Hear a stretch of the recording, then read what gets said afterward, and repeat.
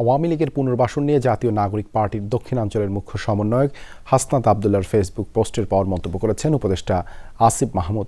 সেখানে তিনি প্রধান উপদেষ্টা হিসেবে ডক্টর ইউনূসের নিয়োগ নিয়ে সেনাপ্রধানের আপত্তির কথা তুলে ধরেন। এছাড়া আওয়ামী লীগের পুনর্বাসনের ষড়যন্ত্র চলছে বলেও জানান এই উপদেষ্টা। চলে আসুন পূর্বাচল ভ্যালিতে। ইতিমধ্যেই naval officers housing society NOHS plot কিনেছে পূর্বাচল ভ্যালিতে। Purbachal valley, a concern of City Made group.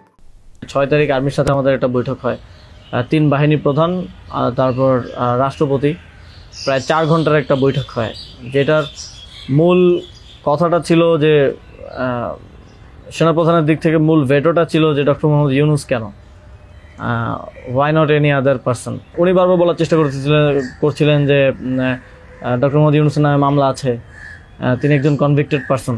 একজন কনভিক্টেড পারসন আসলে কীভাবে হতে পারে, একটা দেশের প্রধান উপদেষ্টা হতে পারে। উনি তখন সরাসরি বলেছেন যে আওয়ামী লীগের অন্তর্বর্তীকালীন সরকারটা তো সবার কাছে গ্রহণযোগ্য হতে হবে। এখন আওয়ামী লীগ তো ডক্টর মোহাম্মদ ইউনূসকে 2 চোখে দেখতে পারে না, একদম অপছন্দ করে। তো আমরা তখন বললাম আওয়ামী লীগ এমন কিছু না যেটা নিয়ে এখন আমাদের কনসার্ন হওয়া উচিত। আওয়ামী লীগকে আমরা পরাজিত করেই এই প্ল্যাটফর্মে আসছি, এখানে আমরা বসছি। আওয়ামী লীগ কি চাইলেও না চলে এটা এখন আর ম্যাটার করে না। এবং সেনাপ্রধান লাস্ট আমার মনে পড়ে আমাদেরকে বলেছিল যে আমি বুকে পাথর চাপা দিয়ে এই সিদ্ধান্তটা মেনে নিচ্ছি।